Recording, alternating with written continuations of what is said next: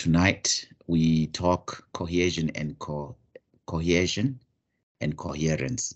Those are the two key concepts that we want to unpack to see how we can make our writing cohesive and coherent.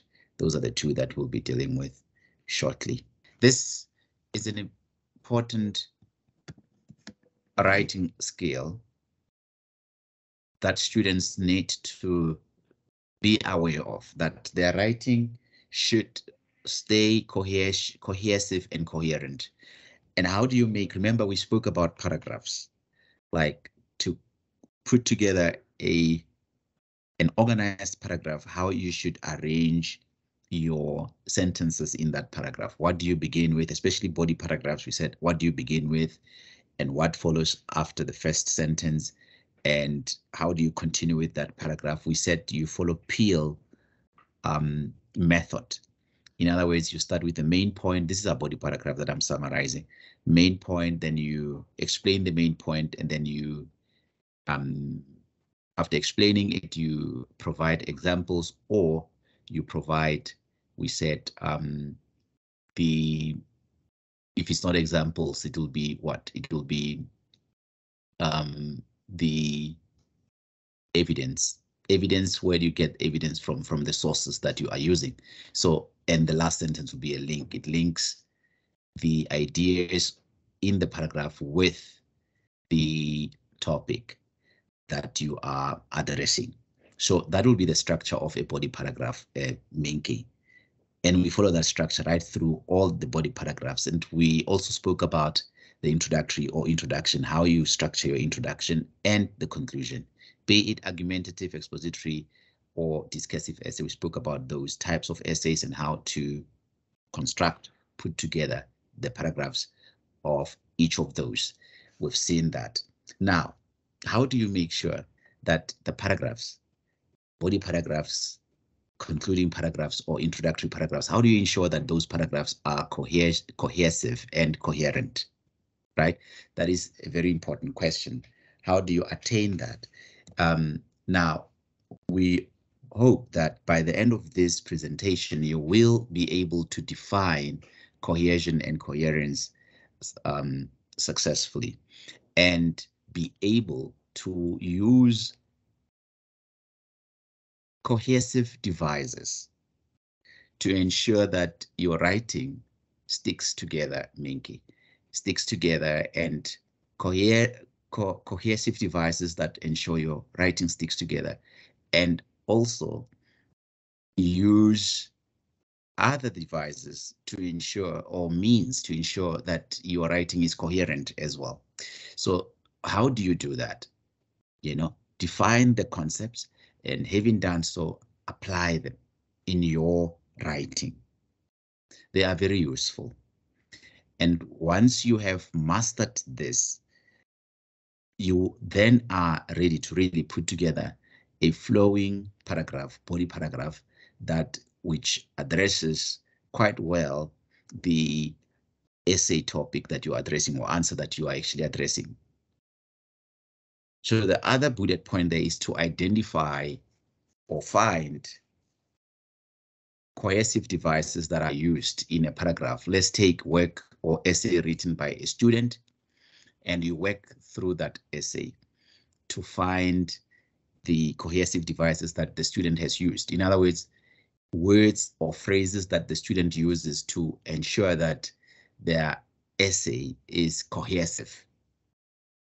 If you are able to identify those, it means then, having recognized them, you can now apply them in your own writing, Minky. Coherent or cohesive. Some writings can be incoherent and not cohesive. Now, what does that mean? Remember, I said we need to define cohesion and coherence. But some writings can be incoherent, and they can also be not cohesive. But we want to know what these concepts mean. If something is incoherent, if a writing is incoherent and not cohesive, what does it look, or how does it look like? Some other writings could be coherent and cohesive. They could be both coherent and cohesive at the same time. Now, what does that mean? It means they flow together and they stick together, such forms of writing. But you may find that your writing, Minky, is, yes, coherent, but it lacks cohesion. Or it could be cohesive, but it lacks coherence. The masterpiece form of writing would consist of both coherence and cohesion. That would be an outstanding kind of writing in terms of structure if it has coherence. It satisfies the need for coherence and cohesion. Now, definition of cohesion, Minky. Cohesion, it refers to linguistic features which link sentences together and are generally easy to identify. Okay, cohesion, the linguistic features which link sentences together. We spoke of cohesive devices. Those would be the words or phrases which we use to link sentences together in your paragraph. So that is the linguistic features. It could be a word that serves as a linguistic feature that link sentences together. It could be a phrase that serves as a linguistic feature that links sentences together. And you can, in fact, identify them. You can, in fact, identify them in a paragraph. The more you are able to identify them, the more you are able to apply or use them.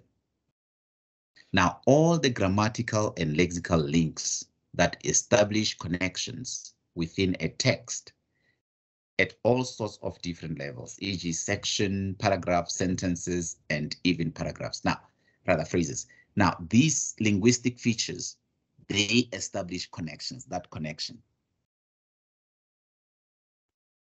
Those linguistic features that establish connection within a text, within a paragraph, at sentence level, at paragraph level, at section level, or at even the phrases level.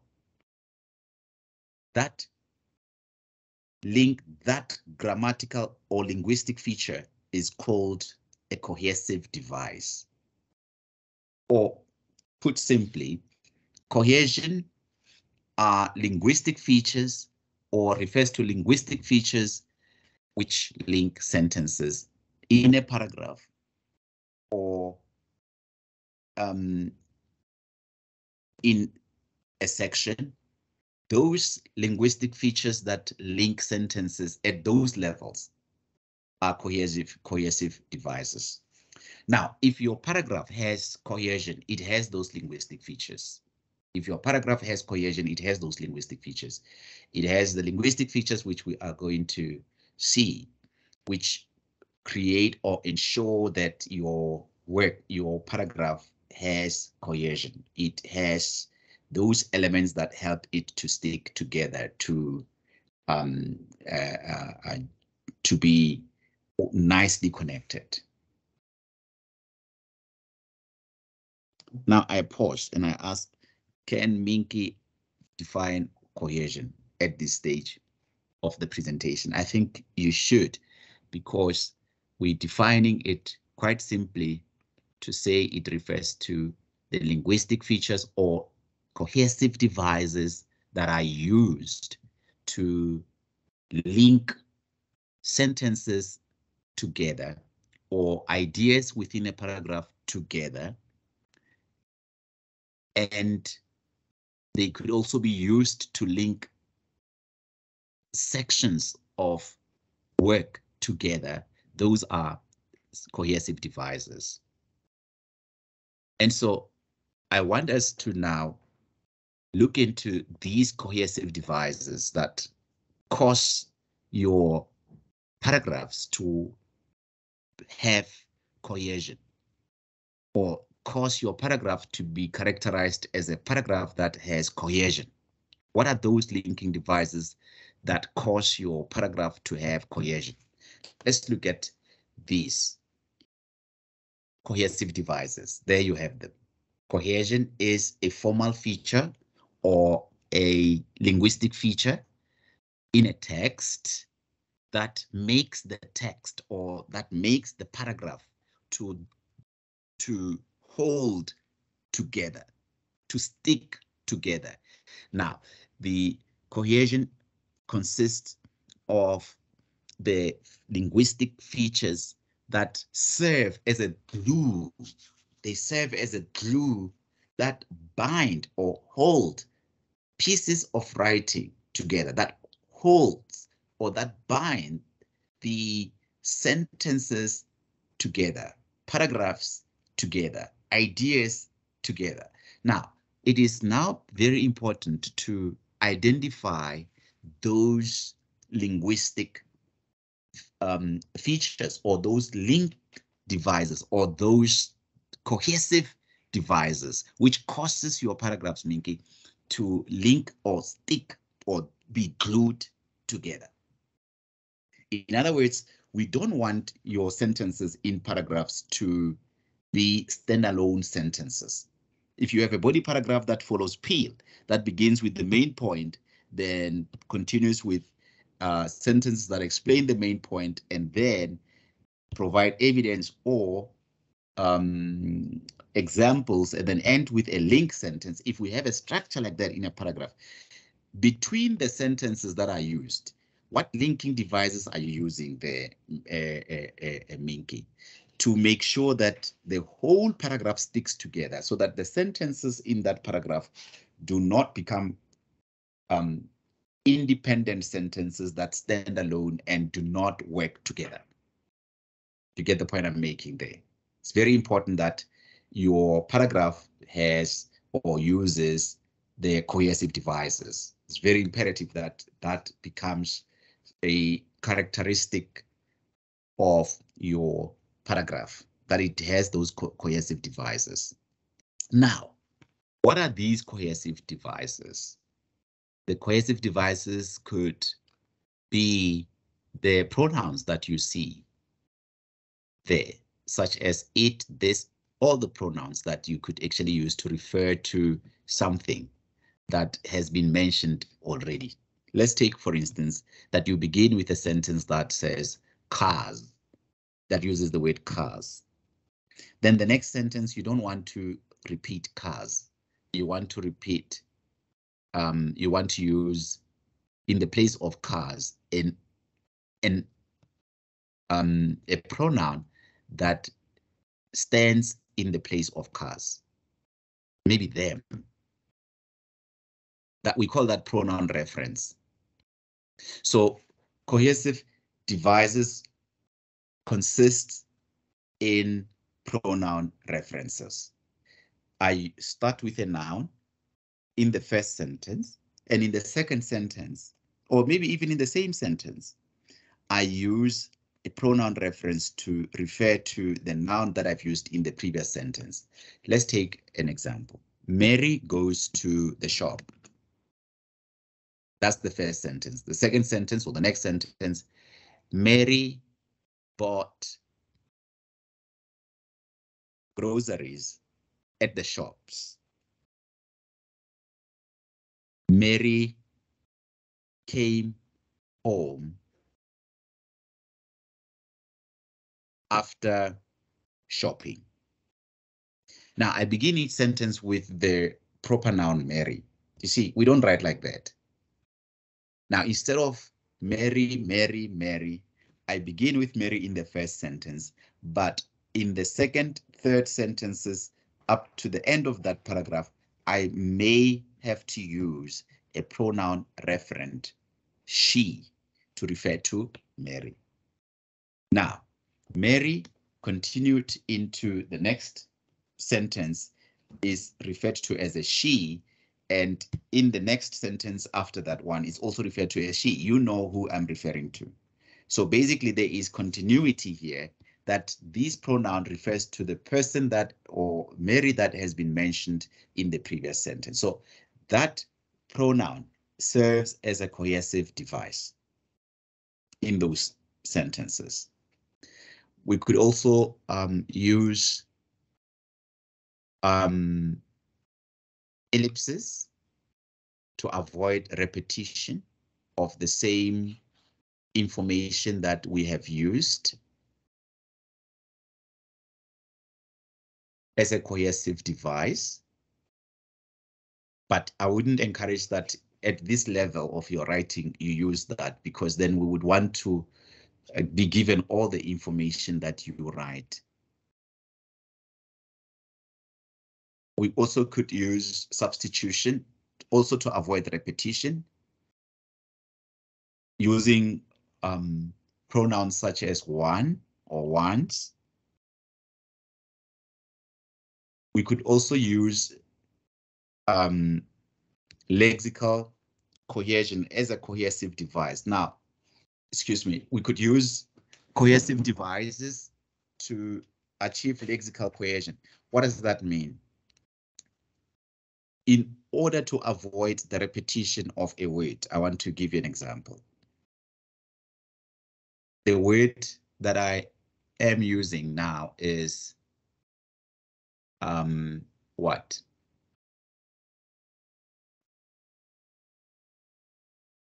Tall. And I use tall in the first sentence.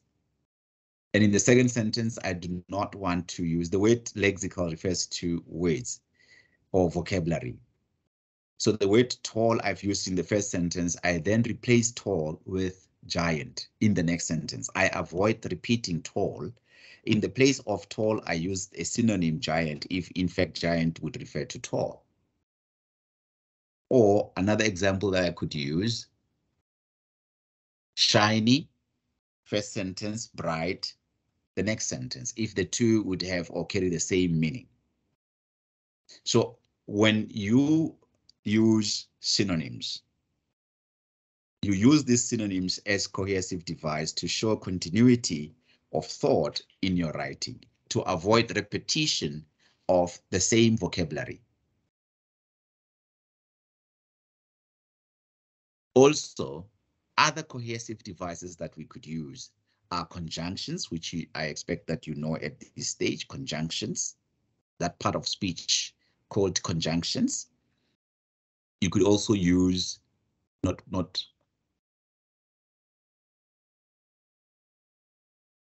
conjunctions.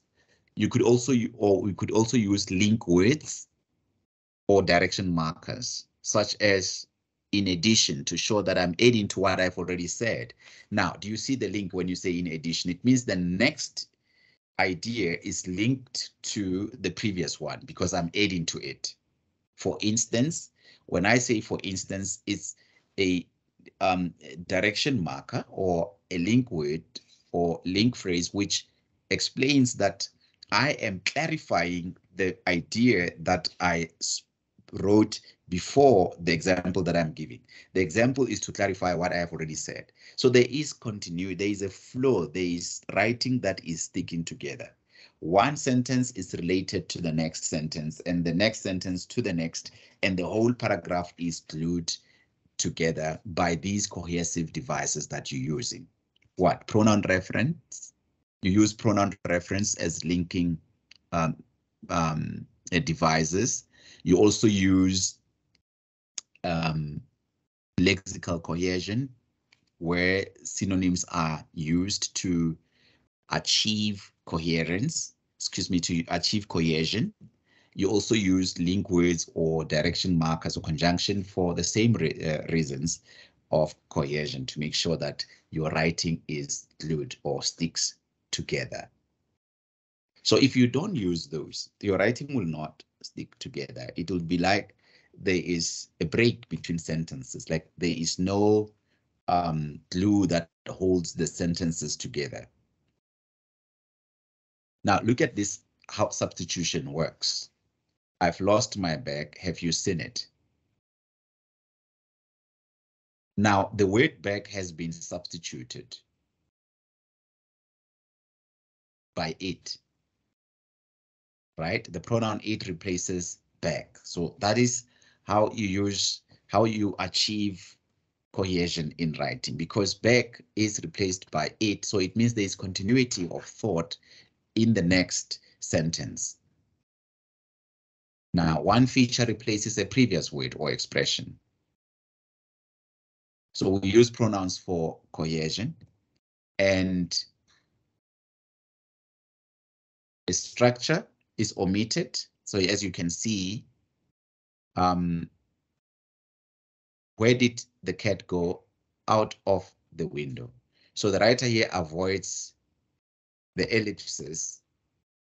For instance, you would put the 3 dots before out of the window, because it would be, the full sentence would be the cat went out of the window.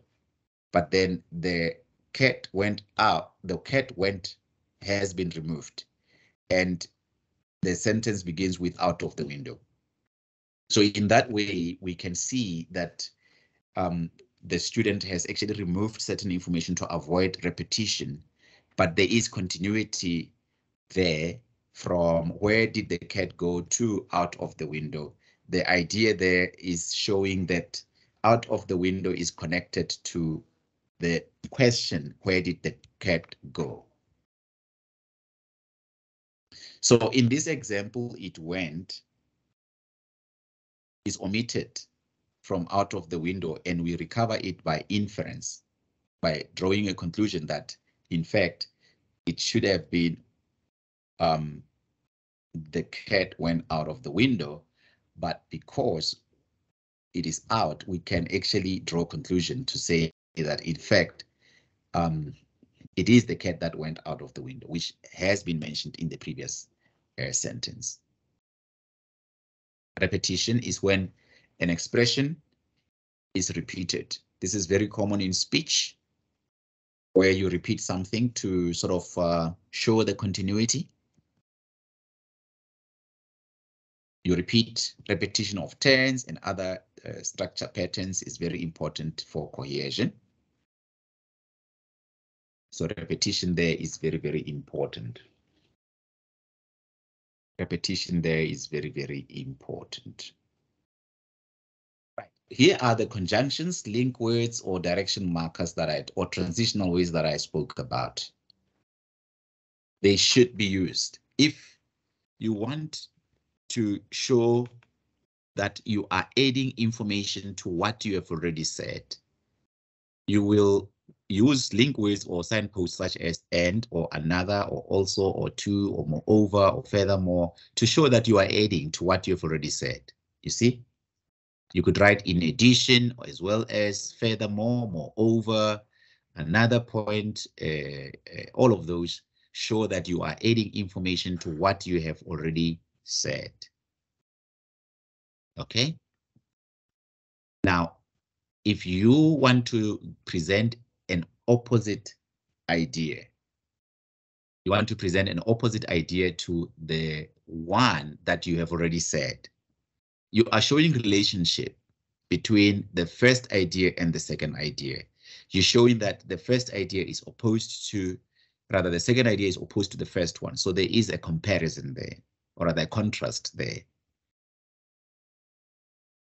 So you use the words or the phrases, the link words or the linking words, or these cohesive devices, such as in contrast, to show that you are actually about to say something that is opposing what you have already said, or contrastingly, or nonetheless, or nevertheless. You could use those to show the contrast, that you are actually opposing the idea that you have already mentioned.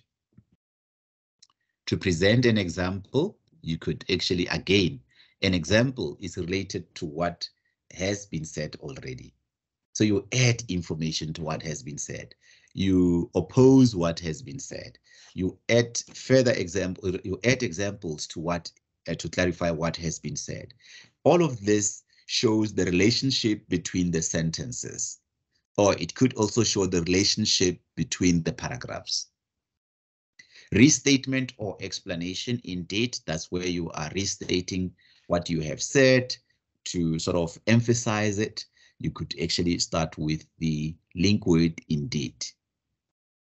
When you introduce conclusion or summarizing what you have said, you could begin with the linking words or direction markers, such as in conclusion, to introduce your conclusion, or to conclude, or in summary.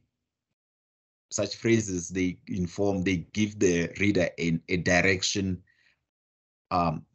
about where the writer is going. Chronological order. If the writer introduces a chronological or shows chronological order, they would say first of all, or firstly. They will start with the first idea, of course. Then they will say secondly. Secondly is like this idea, the second idea is in addition to the first one. Again, it shows the link there. It shows the cohesion there, the relationship there. Or after that, or finally, order of importance, above all, more importantly, most importantly, etc., etc. To show result or effect, you could say accordingly or as a result.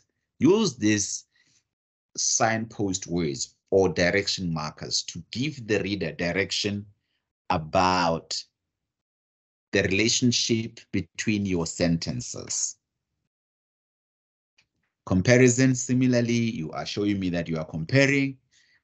Likewise, you are also showing me there that you are actually comparing. Concession, in spite of, although, whereas, however, all of those are very important considerations that the writer has to use in their writing.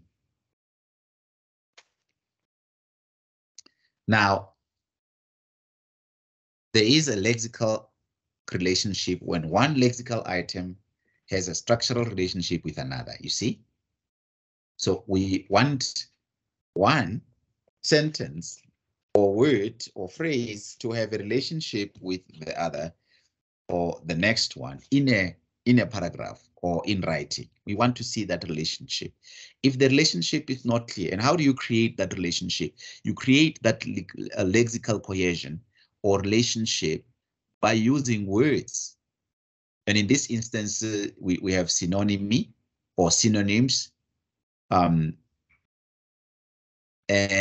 hyponymy, a word of more specific meaning than a general or superordinate term applicable to it. And we also have antonymy. Now, this is very important for lexical cohesion. Synonyms, I've already spoken about that. You start from general to specific, hyponymy. And these are writing techniques that students can employ to ensure that their writing is cohesive through the vocabulary that the students would be using. All right. And of course, cohesion makes the writing to be glued together. Cohesion makes the writing to stick together, and we use cohesive devices to achieve that, such as synonyms, such as linking words, or cohesive devices such as, if it's not linking words, it could be direction markers. We've seen them, such as pronoun reference. In the place of a word, we use a pronoun in the next sentence. All of those, they serve the same or the common function of ensuring that our writing sticks together, it holds together, is glued together. What about coherence? A coherent paragraph is one in which all the sentences are logically fitting together. A coherent paragraph is one in which all of the sentences logically fit together. This is very important, students, to consider. Now, cohesion is gluing it together. Coherence is flowing together. So there's a slight difference there. If we say the writing has cohesion, it means that writing is sticking together, is glued together using cohesive devices. But if we say that the writing is coherent or it has coherence, we mean that writing is flowing together. The ideas in that paragraph are logically fitting together. They are flowing one into the other, next into the other, up to the end. In that way, we have what? Coherence. When a paragraph has coherence, your reader can easily see how all of the details are connected. The details in that paragraph are very much connected.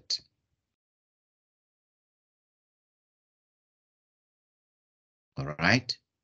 The details in that paragraph are very much connected. That is, a paragraph has coherence. All right, coherence. If it has coherence, it sticks to, rather it flows together. It's logically connected. It flows together. When a paragraph has unity, it has coherence. There is no one idea which is odd, which does not belong in that unity. All the ideas in that paragraph are related. These ideas are flowing together. They support the main idea of the paragraph. All the sentences relate directly to the main idea or the topic sentence. We say that that paragraph has unity. If there is any sentence in that paragraph which does not unite with the main idea of that paragraph, that sentence does not belong there. That sentence kills the unity of that paragraph or disturbs the unity of that paragraph. The other important thing, if there is a sentence off topic at all in that paragraph, this begins to cause confusion for the reader. And so make sure that your paragraphs have unity or coherence, or the ideas in that paragraph, they flow together, they logically fit together. There's no one idea which is odd or does not belong in that paragraph.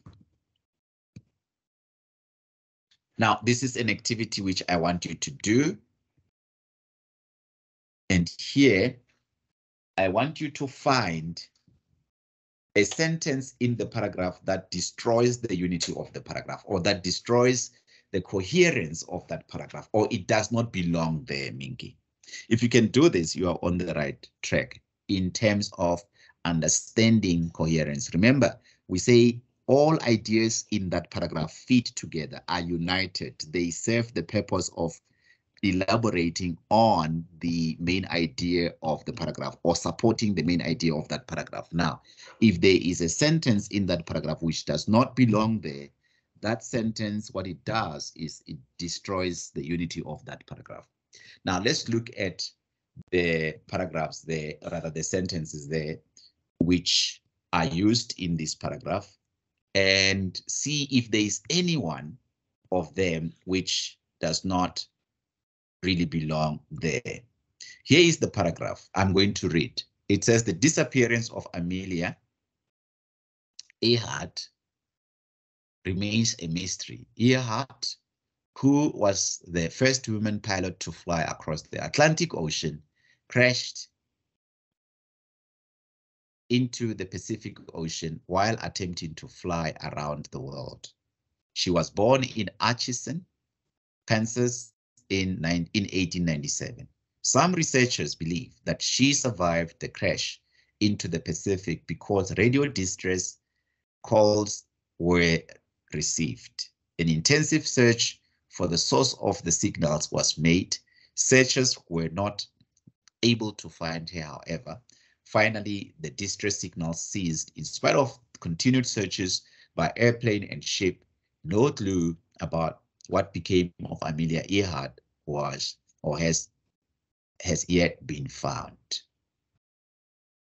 Now, I want you to find the sentence in this paragraph, and Minky, which destroys the unity of this paragraph, which does not belong there. Which one? The paragraph is supposed to have unity. It's supposed to have coherence. It's supposed to have logical flow from one sentence to the next up to the end. But there is a paragraph which destroys that unity. And I want you to identify that sentence and we remove it because it does not belong there. So do that. Now I was saying in this activity, we want to see if this is a good example of strong, rather this is an example of weak coherence. You know, I've read it. I said, for me, the worst thing about waiting tables is the uniform. All the waitresses had to wear this ugly brown striped jumper. Now, the jumper there, which is ugly, is still related to the worst thing about uniform. So it's still making good connection with the main idea of the paragraph. The shirts were polyester. Is starting to weaken up, but then the shirt is still part of the uniform. Although, what about the shirt makes it the worst thing about the uniform? Nothing has been said about the shirt. You are starting to see the weakness creeping in terms of coherence. Sometimes someone you know comes in again. Now it becomes much more weaker in terms of coherence. Now I have a job in the office is worse. So it loses coherence as it goes further and further into towards the end of that towards the end of the paragraph. Examples of an example of a paragraph with a strong coherence. Here it is. For me, the worst thing about waiting tables was the uniform. At the last place I worked, all the waitresses had to wear an ugly brown striped jumper. Underneath it, we had to wear an even uglier polyester shirt. Sometimes someone I knew would come in and, now let me read it slowly. For me, the worst thing about waiting tables was the uniform. At the last place I worked, all the waitresses had to wear an ugly brown striped jumper. You see, it's related to the worst thing about uniform. Underneath it, we had to wear an even uglier polyester shirt. So again, uglier polyester shirt is related to worst thing about uniform. I knew, pardon me, sometimes someone I knew would come in and I would feel embarrassed by my outfit. Outfit is embarrassed by my outfit, still the idea of worst thing about uniform. Now I have a job in an office where I can wear my clothes. That's also still related to the idea of coherence. So we have it. Let's go on. Weak or strong coherence. In this paragraph, you explain if it is weak or strong. I'm reading it. It says credit cards are convenient but dangerous. People often get them in order to make large purchases easily without saving up lots of money in advance. This is especially helpful for purchases like cars, kitchen appliances, etc., that you may need to get without delay. However, this convenience comes at a high price, interest rates. The more money you put on your credit card, the more the bank or credit union charge you for the convenience. If you are not careful, credit and debt can quickly break the bank and leave you in a very dire economic circumstances. Is this a very strong or weak example of coherence? Explain. Now, you tell me, Minky, is this a strong or weak example? You speak into the mic, then you tell me if it is strong or weak, and you give me the reasons.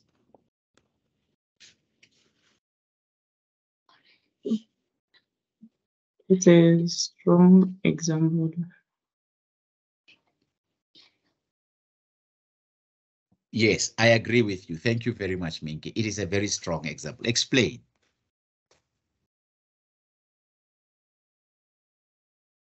Okay, that is, yeah. All right, fine. It's fine.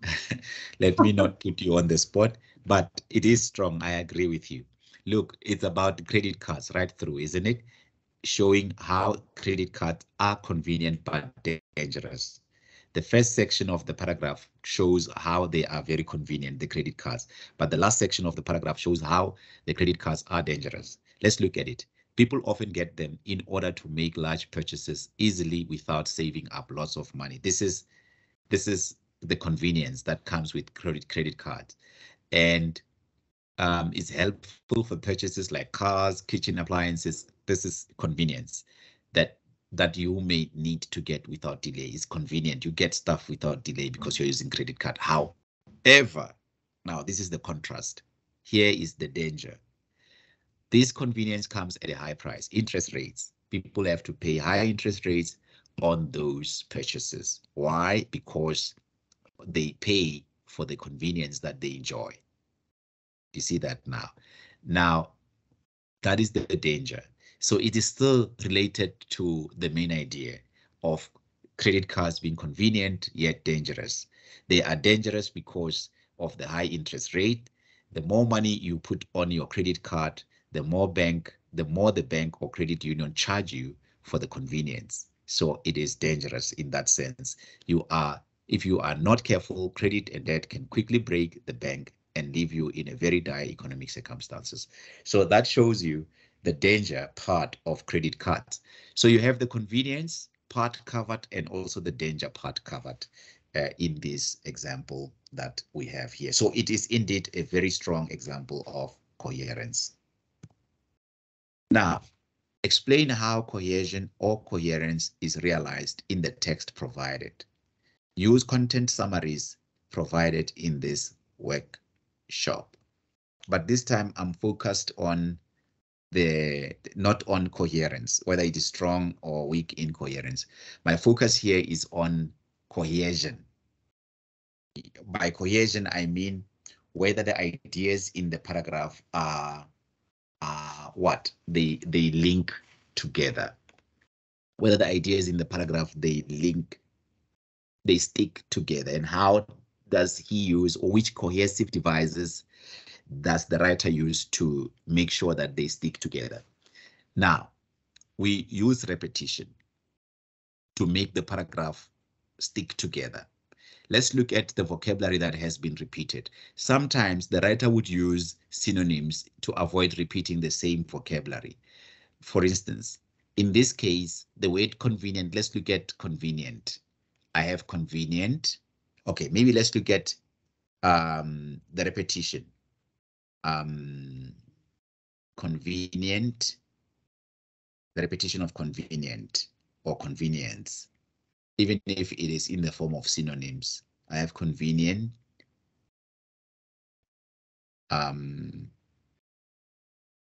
Okay, and again, you see convenience, see the repetition. So this is to show that this is about one thing. And you also have here convenience. Can you see that? So that repetition is to achieve of lexical cohesion, is to achieve lexical cohesion. And dangerous, let's look at dangerous. I have dangerous there, and I have high price. That is still the idea of danger. I have dire economic circumstance, still the idea of danger continued. So although dangerous is not used, but the words, phrases that are used, they build on the idea of danger. And then the next thing that I'm just focusing on lexical cohesion. In other words, the use of a repetition of words, synonyms to try and ensure that the paragraph sticks together. The paragraph is glued together. So we use repetition of words to ensure that paragraphs stick together. The other thing that I want you to see, Minky, is the use of pronoun reference. Where the writer uses a pronoun in the place of a noun. Okay. So this is a demonstrative pronoun. It refers to people often using people using credit cards to do what? To get easy purchase, to make easy purchases. So this, it refers to that practice. So instead of repeating that part of a sentence, the writer uses this to refer to that part of a sentence. And he also uses the pronoun them to refer to credit cards. People often get them instead of people often get credit cards. So he uses the pronoun reference, the pronoun referent them to refer to the credit cards. And it also goes on to say this convenience. This here refers to purchasing cars and appliances. So it's a convenience. So this refers to that and is a pronoun referent as well. So you see he's using that for what? For cohesion, And does he use direction markers, or does he use logical connectors, or what we call link words? He uses those direction markers or link words, such as however. You see the however there, it shows the contrast. He has presented the one side of the story, and he shows the other side of the story, how it contrasts or it differs with the side that he started the story with. And thus he starts with however. Okay. And so we have that sort of thing going there. And I'm hoping that it shows you exactly how the writer is making sure that this paragraph is both coherent and cohesive. The cohesion is achieved through cohesive devices such as lexical cohesion, or linking words, or direction markers, and he's also using what? Pronoun referent to refer to the nouns that are used in the previous sentences. So it has both of it.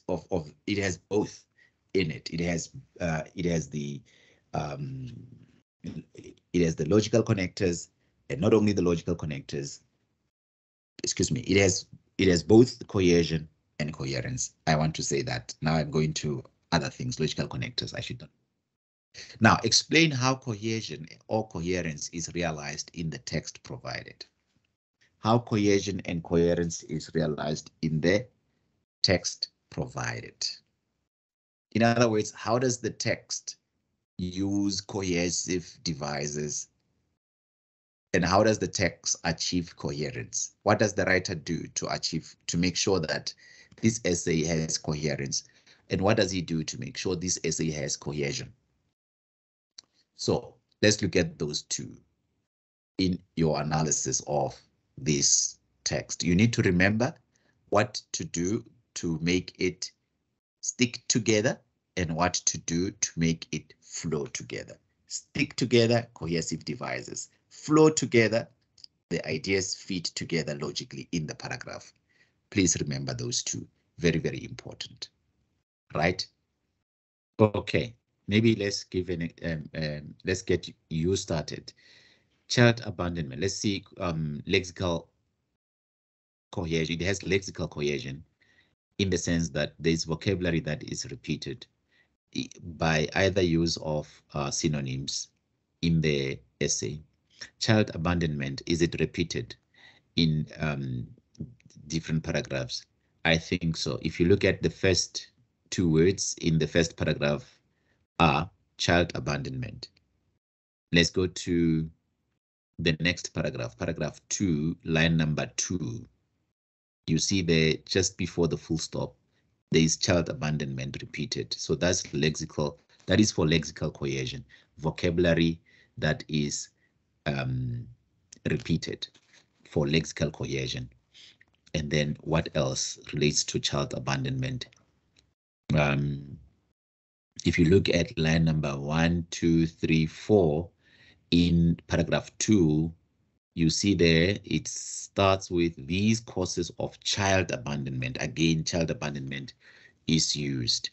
In the same paragraph, you skip the next line, the line before the very last one in the paragraph. It also somewhere in the middle has that phrase child abandonment, I hope you see where I am reading, then you have all of that child abandonment used repeatedly by the writer to bring to the focus of the reader that it is about child abandonment. So what does that do? It gives the text the clue to show that it is about it's related to the one thing that the writer is writing about. So it's about achieving that clue or ensuring that that clue sticks the text together. Okay, the other thing that we see in this text is what? For as an example of cohesive device is the use of pronoun referent. Where is it used? If you look at the use of this in line 2, paragraph 1, in the middle of that paragraph, I read the second sentence. To this extent, the writer will unravel the intersecting 5 factors that contribute to this said reality. Now, this, it refers to said reality, which was mentioned in the first line. And another pronoun referent, slow economic growth. I'm reading paragraph 2. And if you look at the second sentence of paragraph 2, it begins with the pronoun this as well. So you have this, which, what does this refer to? It refers to slow economic growth. Okay. And then we go on, and if you look at, so I'm just looking at the pronouns that are actually used in the place of phrases or nouns to replace them to avoid repetition of the same thing. Right, so that is another device used to achieve what? Cohesive. This is another cohesive device used to achieve to make the text stick together. So going further, we also have another important consideration to make. And what is this important consideration to make? It is what? Let's look at the use of logical connectors or direction markers or the link words. One, to this extent in paragraph 1,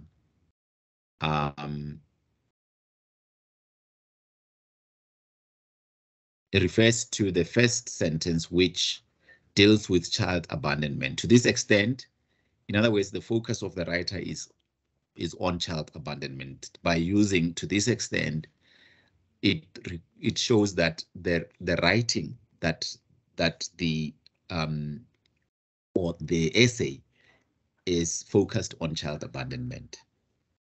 And again, let's look at another logical connector or link word, or yes, let's look at another one. Accordingly, in paragraph 2, the second sentence there, it begins with accordingly.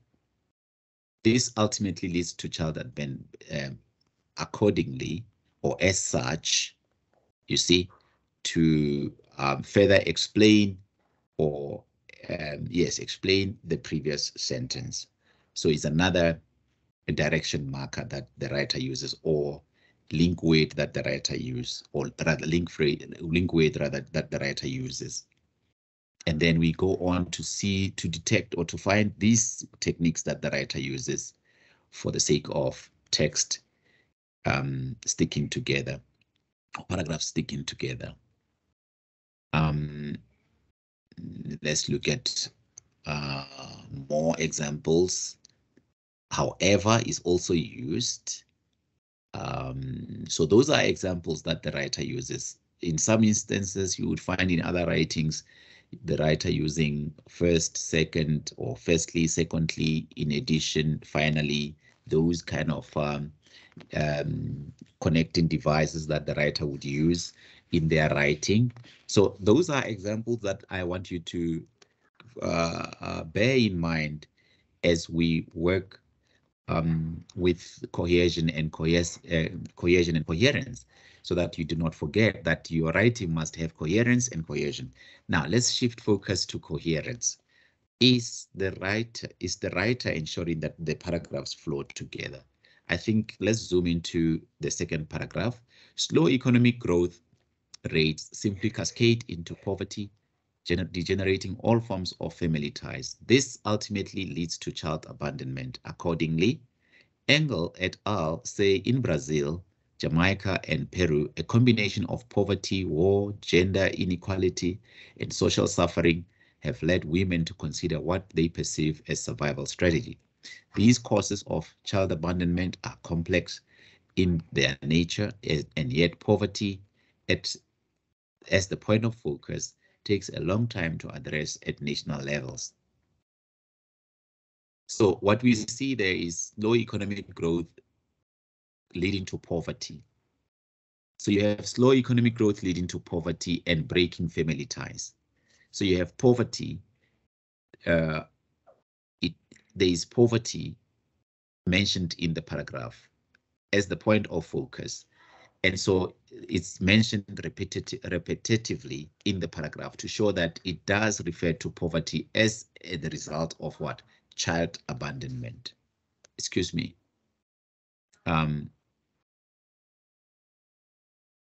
Wait.